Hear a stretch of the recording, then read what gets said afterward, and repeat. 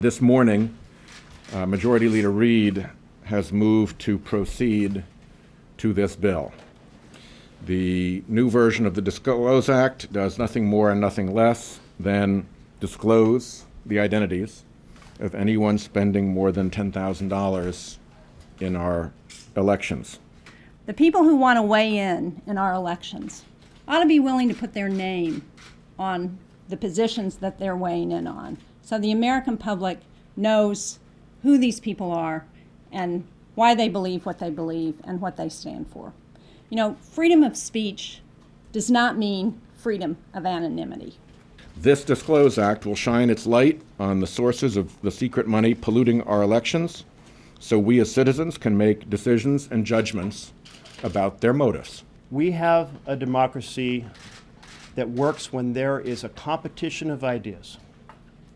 That competition occurs from multiple parties putting out their vision and defending their vision. But when one side can buy up the airwaves, completely suffocating the contesting or competing vision, democracy does not work.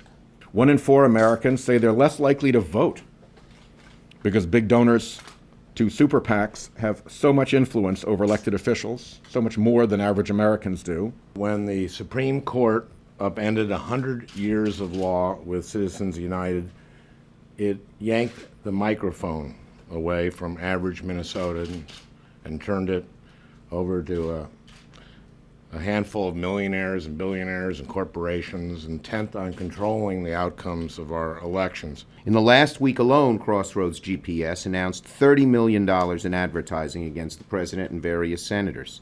And the group does not have to disclose a single one of its donors, many of whom are giving millions of dollars at a time.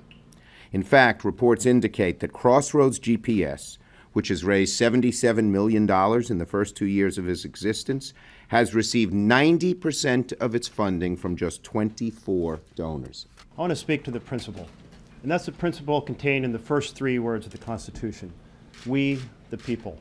That is the principle at risk right now in our democracy.